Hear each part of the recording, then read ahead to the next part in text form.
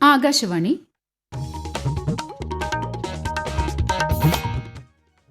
നമസ്കാരം. പ്രാദേശിക വാർത്തകൾ വായിക്കുന്നത് അശ്വതി.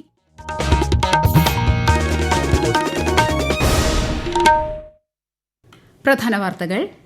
രാജ്യം 15ാമത് ദേശീയ സമ്മതിദായക ദിനം ആഘോഷിക്കുന്നു. തെരഞ്ഞെടുപ്പ് കമ്മീഷന്റെ സ്വതന്ത്രവും നിഷ്പക്ഷവുമായ പ്രവർത്തനങ്ങൾ അഭിനന്ദിച്ച് രാഷ്ട്രപതി ദ്രൌപദി മുർമുവും പ്രധാനമന്ത്രി നരേന്ദ്രമോദിയും. ഇന്തോനേഷ്യൻ പ്രസിഡന്റ് പ്രബോവോ സുബിയാന്തോയ്ക്ക് രാഷ്ട്രപതി ഭവനിൽ ആചാരപരമായ വരവേൽപ്പ് നൽകി. രാഷ്ട്രപതി ദ്രൌപദി മുർമു ഇന്ന് വൈകിട്ട് രാജ്യത്തെ അഭിസംബോധന ചെയ്യും. സമ്മതിദാനം എന്നത് അവകാശം മാത്രമല്ല, കടമ കൂടിയാണെന്ന് ഗവർണർ രാജേന്ദ്ര വിശ്വനാഥ് ആർലേക്കർ. പുതിയ കാലത്ത് കോടതി നടപടികൾ വേഗത്തിലാക്കാൻ സാധിക്കണമെന്ന് മുഖ്യമന്ത്രി പിണറായി വിജയൻ തലശ്ശേരിയിൽ ജില്ലാ കോടതി സമുച്ചയം ഉദ്ഘാടനം ചെയ്തു. കടുവയുടെ ആക്രമണത്തിൽ സ്ത്രീ മരിച്ച സംഭവത്തിൽ നാളെ വയനാട്ടിൽ പ്രത്യേക യോഗം ചേരുമെന്ന് മന്ത്രി AK ശശീന്ദ്രൻ. ഇന്ത്യ ഇംഗ്ലണ്ട് 2020 പുരുഷ ക്രിക്കറ്റ് പരമ്പരയിലെ 2ാം മത്സരം ഇന്ന് ചെന്നൈയിൽ. വാർത്തകൾ വിശദമായി. രാജ്യത്ത് സ്വതന്ത്രവും നിഷ്പക്ഷവുമായ തെരഞ്ഞെടുപ്പ് നടത്തുന്നതിൽ തെരഞ്ഞെടുപ്പ് കമ്മീഷന്റേത് അഭിനന്ദനീയമായ പ്രവർത്തനമെന്ന് രാഷ്ട്രപതി ദ്രൌപദി മുർമു. 15ാമത് ദേശീയ സമ്മതിദായക ദിനാഘോഷത്തിന്റെ ഭാഗമായി ന്യൂഡൽഹിയിൽ നടക്കുന്ന പരിപാടിയിൽ സംസാരിക്കുകയായിരുന്നു രാഷ്ട്രപതി. हम सब देशवासियों के लिए ये गर्व की बात है कि हमारा लोकतंत्र विश्व का प्राचीनतम लोकतंत्र होने के साथ साथ विश्व का सबसे विशाल, विविधतापूर्ण, युवा, समावेशी और संवेदनशील लोकतंत्र भी है. आधुनिक विश्व के लिए भारत का लोकतंत्र एक अनोखा उदाहरण है. हमारी चुनाव प्रणाली तथा प्रबंधन से विश्व के अनेक देश सीख ले रहे हैं. കേന്ദ്രമന്ത്രി അർജുൻ റാം മേഘ്വാൾ, മുഖ്യ തെരഞ്ഞെടുപ്പ് കമ്മീഷണർ രാജീവ് കുമാർ തുടങ്ങിയവർ പരിപാടിയിൽ സന്നിഹിതരായി. തെരഞ്ഞെടുപ്പ് പ്രക്രിയ സുഗമമാക്കുന്നതിന് സംസ്ഥാന ജില്ലാ തലങ്ങളിൽ പ്രവർത്തിച്ച ഉദ്യോഗസ്ഥർക്ക് രാഷ്ട്രപതി പുരസ്കാരങ്ങൾ സമ്മാനിച്ചു. വോട്ടവകാശം കൃത്യമായി വിനിയോഗിക്കുന്നതിനായി പൌരരെ ശാക്തീകരിക്കുന്നതിനായാണ് ദേശീയ സമ്മതിദായക ദിനം ആഘോഷിക്കുന്നതെന്ന് പ്രധാനമന്ത്രി നരേന്ദ്രമോദി പറഞ്ഞു. തെരഞ്ഞെടുപ്പ് കമ്മീഷന്റെ മാതൃകാപരമായ പ്രവർത്തനങ്ങളെ പ്രധാനമന്ത്രി അഭിനന്ദിച്ചു. റിപ്പബ്ലിക് ദിനത്തോടനുബന്ധിച്ച് രാഷ്ട്രപതി ദ്രൌപദി മുർമു ഇന്ന് രാജ്യത്തെ അഭിസംബോധന ചെയ്യും. രാത്രി 7 മണി മുതൽ ആകാശവാണിയുടെ എല്ലാ നിലയങ്ങളും ഹിന്ദിയിലും തുടർന്ന് ഇംഗ്ലീഷിലും ഇത് പ്രക്ഷേപണം ചെയ്യും. ദൂരദർശന്റെ എല്ലാ ചാനലുകളിലും ഹിന്ദിയിലും ഇംഗ്ലീഷിലും സംപ്രേഷണമുണ്ടാകും. ദൂരദർശന്റെ പ്രാദേശിക ചാനലുകളിൽ അതത് പ്രാദേശിക ഭാഷകളിലും സംപ്രേഷണമുണ്ടാകും. ആകാശവാണിയുടെ പ്രാദേശിക ശൃംഖലകളിലും രാത്രി 9:30 മുതൽ പ്രാദേശിക ഭാഷാ പതിപ്പുകൾ പ്രക്ഷേപണം ചെയ്യും. 4 ദിവസത്തെ സന്ദർശനത്തിനായി ഇന്ത്യയിലെത്തിയ ഇന്തോനേഷ്യൻ പ്രസിഡന്റ് പ്രബോവോ സുബിയാന്തോ രാജ്ഘട്ടിൽ മഹാത്മാഗാന്ധിയുടെ സമാധിയിൽ പുഷ്പാർച്ചന നടത്തി. രാഷ്ട്രപതി ഭവനിൽ അദ്ദേഹത്തിന് ആചാരപരമായ സ്വീകരണം നൽകി. പ്രധാനമന്ത്രി നരേന്ദ്രമോദിയും ഇന്തോനേഷ്യൻ പ്രസിഡന്റും ഡൽഹിയിൽ കൂടിക്കാഴ്ച നടത്തി. നാളെ കർത്തവ്യപഥിൽ നടക്കുന്ന 76ാമത് റിപ്പബ്ലിക് ദിനാഘോഷത്തിൽ ഇന്തോനേഷ്യൻ പ്രസിഡന്റ് മുഖ്യാതിഥിയായി പങ്കെടുക്കും. സമ്മതിദാനം എന്നത് അവകാശം മാത്രമല്ല, കടമ കൂടിയാണെന്ന് ഗവർണർ രാജേന്ദ്ര വിശ്വനാഥ് ആർലേക്കർ. കേരള ജനതയും തെരഞ്ഞെടുപ്പ് ഉദ്യോഗസ്ഥരും ഇത് അക്ഷീണമായി പ്രാവർത്തികമാക്കുന്നുണ്ടെന്നും അദ്ദേഹം പറഞ്ഞു. ദേശീയ സമ്മതിദായക ദിനാഘോഷത്തിന്റെ സംസ്ഥാനതല ഉദ്ഘാടനം തിരുവനന്തപുരം കനകക്കുന്നിൽ നിർവഹിക്കുകയായിരുന്നു അദ്ദേഹം. Our scriptures tell us that democracy is an inherent principle in our blood. Inherent. Nobody need to teach us. And modern day elections, democracy, the precondition is voting, voting and voting. I will vote. My only request to you all people that is from my Kerala, that you have been doing a fantastic job. All those officers who are sitting here have put themselves blood and sweat to achieve this.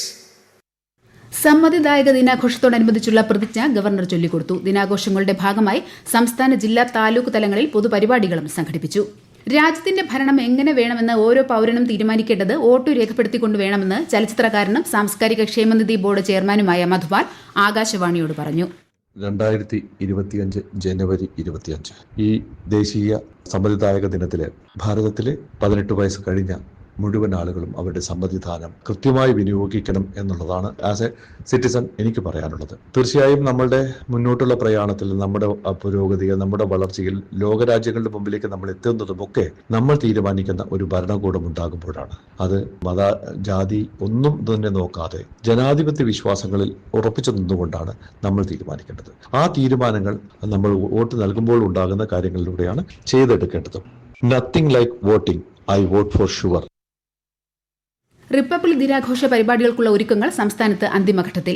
സംസ്ഥാനതല republic ദിനാഘോഷ ചടങ്ങിൽ governor Rajendra Vishwanath Arlekar Thiruvananthapuram central സ്റ്റേഡിയത്തിൽ ദേശീയ പതാക ഉയർത്തും. ജില്ലാ, block, panchayat, municipal, corporation തലങ്ങളിലും ആഘോഷ പരിപാടികൾ സംഘടിപ്പിക്കും. നാളെ രാവിലെ നിയമസഭാ സമുച്ചയത്തിലെ മഹാത്മാഗാന്ധി, ജവഹർലാൽ നെഹ്റു, BR അംബേദ്കർ, KR നാരായണൻ എന്നിവരുടെ പ്രതിമകളിൽ സ്പീക്കർ AN ഷംസീർ പുഷ്പാർച്ചന നടത്തും. ദേശീയ പതാക ഉയർത്തിയ ശേഷം സ്പീക്കർ വാച്ച് ആൻഡ് വാർഡ് സേനയുടെ ഗാർഡ് ഓഫ് ഓണർ സ്വീകരിക്കും. ഈ വാർത്തകൾ ആകാശവാണിയിൽ നിന്ന്.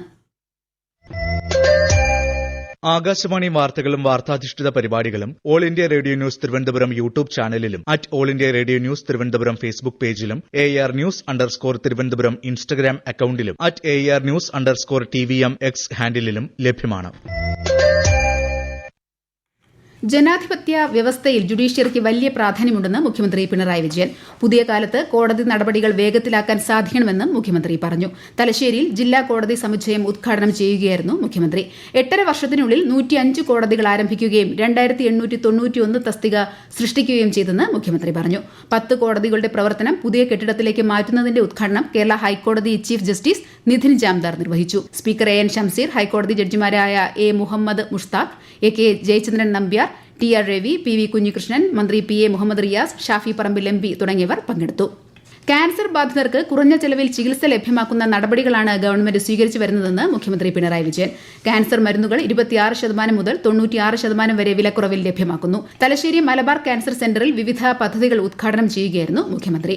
കടുവയുടെ ആക്രമണത്തിൽ വയനാട്ടിൽ സ്ത്രീ മരിച്ച സംഭവത്തിൽ നാളെ വയനാട്ടിൽ പ്രത്യേക യോഗം ചേരും. മുഖ്യ വനപാലകർ യോഗത്തിൽ പങ്കെടുക്കുമെന്നും വനമന്ത്രി AK ശശീന്ദ്രൻ കോഴിക്കോട് പറഞ്ഞു. കടുവയെ കണ്ടെത്താനുള്ള ശ്രമമാണ് നടക്കുന്നത്. യോഗത്തിൽ വന്യമൃഗ പ്രശ്നവുമായി ബന്ധപ്പെട്ട കർമ്മ പദ്ധതി ചർച്ച ചെയ്യുമെന്നും അദ്ദേഹം പറഞ്ഞു. വയനാട് മാനന്തവാടിയിലെ പഞ്ചാരക്കൊല്ലിയിൽ കടുവ കടിച്ചുകൊന്ന സ്ത്രീയുടെ സംസ്കാരം നടന്നു. അതേസമയം കടുവയെ കൊല്ലുമെന്ന് കാണിച്ച് സർക്കാർ ഇറക്കിയ ഉത്തരവിൽ അവ്യക്തത ആരോപിച്ച് പഞ്ചാരക്കൊല്ലിയിൽ DFO ഉൾപ്പെടെയുള്ള ഉദ്യോഗസ്ഥരെ നാട്ടുകാർ തടഞ്ഞുവെച്ചു. കൂടുതൽ വിവരങ്ങളുമായി ആകാശവാണി വയനാട് ജില്ലാ പ്രതിനിധി അരുൺ വിൻസെന്റ്. കടുവയെ കൂടുവെച്ചോ മയക്കുവെടിവെച്ചോ പിടികൂടാനും അത്യാവശ്യമെങ്കിൽ മാത്രമേ വെടിവെച്ചു കൊല്ലാൻ പറയുന്നത്. ഇതാണ് നാട്ടുകാർക്കിടയിൽ പ്രതിഷേധത്തിന് ഇടയാക്കിയിരിക്കുന്നത്. എന്നാൽ കടുവയ്ക്കായുള്ള തിരച്ചിൽ ഇന്ന് രാവിലെ മുതൽ ആരംഭിച്ചു. ഉച്ചയോടെ ചീഫ് വെറ്ററിനറി സർജൻ അരുൺ സക്രയുടെ നേതൃത്വത്തിലുള്ള സംഘം പഞ്ചാരക്കൊല്ലിലെത്തും. തുടർന്നായിരിക്കും മയക്കുവെടി വെക്കാനുള്ള നടപടികൾ ആരംഭിക്കുക. വന്യമൃഗശല്യത്തിന് പരിഹാരം ആവശ്യപ്പെട്ടുകൊണ്ട് മാനന്തവാടി നഗരസഭാ പരിധിയിൽ UDF-ഉം SDPI നടത്തുന്ന ഹർത്താൽ ഭാഗികമാണ്. കടകമ്പോളങ്ങൾ അടഞ്ഞുകിടക്കുകയാണ്. വാഹന സർവീസുകൾ നടത്തുന്നുണ്ട്. അതേസമയം UDF പ്രവർത്തകർ മാനന്തവാടി നഗരസഭാ പരിധിയിലെ സർക്കാർ ഓഫീസുകൾ അടപ്പിക്കുകയും ചെയ്തു. പ്രതിപക്ഷ നേതാവ് VD സതീശൻ നയിക്കുന്ന UDF സംസ്ഥാന കമ്മിറ്റിയുടെ മലയോര സമര പ്രചാരണ യാത്രയ്ക്ക് ഇന്ന് കണ്ണൂരിൽ തുടക്കമാകും. കണ്ണൂർ കരുവഞ്ചാലിൽ വൈകുന്നേരം AICC general secretary KC Venugopal ഉദ്ഘാടനം ചെയ്യും. കേരളത്തിൽ തിങ്കളാഴ്ച മുതൽ റേഷൻ വ്യാപാരികൾ അനിശ്ചിതകാല സമരം പ്രഖ്യാപിച്ച സാഹചര്യത്തിൽ മുന്നറിയിപ്പുമായി സംസ്ഥാന ഭക്ഷ്യ കമ്മീഷൻ. റേഷൻ കാർഡുടമകൾക്ക് അർഹതയുള്ള ഭക്ഷ്യധാന്യ വിഹിതം ലഭ്യമാകുന്നതിന് തടസ്സമാകുന്ന പ്രവൃത്തികൾ ഗൌരവത്തോടെ കാണുമെന്നും കുറ്റക്കാർക്കെതിരെ നിയമ നടപടികൾ സ്വീകരിക്കുമെന്നും കമ്മീഷൻ പ്രസ്താവനയിൽ അറിയിച്ചു. ഇംഗ്ലണ്ടിനെതിരായ 2020 പുരുഷ ക്രിക്കറ്റ് പരമ്പരയിലെ 2ാം മത്സരത്തിന് ഇന്ത്യ ഇന്നിറങ്ങും. ചെന്നൈയിലെ MA ചിദംബരം സ്റ്റേഡിയത്തിൽ വൈകിട്ട് 7 മണി മുതലാണ് മത്സരം. 5 മത്സരങ്ങളുടെ പരമ്പരയിൽ സൂര്യകുമാർ യാദവിന്റെ നേതൃത്വത്തിലുള്ള ഇന്ത്യൻ ടീം ആദ്യ കളി ജയിച്ച് മുന്നിലാണ്. രഞ്ജി ട്രോഫി ക്രിക്കറ്റിൽ കേരളത്തിനെതിരെ മധ്യപ്രദേശ് 200-ലേറെ റൺസിന് ലീഡ് ചെയ്യുന്നു. ആദ്യ ഇന്നിംഗ്സിൽ കേരളം 7 റൺസ് ലീഡ് നേടിയെങ്കിലും 2ാം ഇന്നിംഗ്സ് ബാറ്റിംഗ് തുടരുന്ന മധ്യപ്രദേശ് തിരിച്ചടിക്കുകയാണ്. 3ാം ദിവസമായ ഇന്ന് ഉച്ചഭക്ഷണത്തിന് പിരിഞ്ഞപ്പോൾ മധ്യപ്രദേശ് 5 വിക്കറ്റ് നഷ്ടത്തിൽ 228 റൺസ് എന്ന നിലയിലാണ്. തിരുവനന്തപുരം ഗ്രീൻഫീൽഡ് സ്റ്റേഡിയത്തിലാണ് മത്സരം നടക്കുന്നത്. ISL ഫുട്ബോളിൽ ഇന്ന് ഗോവ ചെന്നൈയിൻ FC പോരാട്ടം. രാത്രി 7:30 ഗോവ ജവഹർലാൽ നെഹ്റു സ്റ്റേഡിയത്തിലാണ് മത്സരം. ഇന്നലെ നടന്ന മത്സരത്തിൽ കേരള ബ്ലാസ്റ്റേഴ്സ് 2-1 ഈസ്റ്റ് ബംഗാളിനോട് പരാജയപ്പെട്ടു. സ്വർണ്ണവിലയിൽ മാറ്റമില്ല. സ്വർണം ഗ്രാമിന് 7,555 രൂപയും പവന് 60,440 രൂപയുമാണ് ഇന്നത്തെ വില. പ്രധാന വാർത്തകൾ വീണ്ടും. രാജ്യം 15ാമത് ദേശീയ സമ്മതിദായക ദിനം ആഘോഷിക്കുന്നു. തെരഞ്ഞെടുപ്പ് കമ്മീഷന്റെ സ്വതന്ത്രവും നിഷ്പക്ഷവുമായ പ്രവർത്തനങ്ങളെ അഭിനന്ദിച്ച് രാഷ്ട്രപതി ദ്രൌപദി മുർമുവും പ്രധാനമന്ത്രി നരേന്ദ്രമോദിയും. ഇന്തോനേഷ്യൻ പ്രസിഡന്റ് പ്രബോവോ സുബിയാന്തോയ്ക്ക് രാഷ്ട്രപതി ഭവനിൽ ആചാരപരമായ വരവേൽപ്പ് നൽകി. രാഷ്ട്രപതി ദ്രൌപദി മുർമു ഇന്ന് വൈകിട്ട് രാജ്യത്തെ അഭിസംബോധന ചെയ്യും. സമ്മതിദാനം എന്നത് അവകാശം മാത്രമല്ല, കടമ കൂടിയാണെന്ന് ഗവർണർ രാജേന്ദ്ര വിശ്വനാഥ് ആർലേക്കർ. പുതിയ കാലത്ത് കോടതി നടപടികൾ വേഗത്തിലാക്കാൻ സാധിക്കണമെന്ന് മുഖ്യമന്ത്രി പിണറായി വിജയൻ. തലശ്ശേരിയിൽ ജില്ലാ കോടതി സമുച്ചയം ഉദ്ഘാടനം ചെയ്തു. കടുവയുടെ ആക്രമണത്തിൽ സ്ത്രീ മരിച്ച സംഭവത്തിൽ നാളെ വയനാട്ടിൽ പ്രത്യേക യോഗം ചേരുമെന്ന് മന്ത്രി AK ശശീന്ദ്രൻ.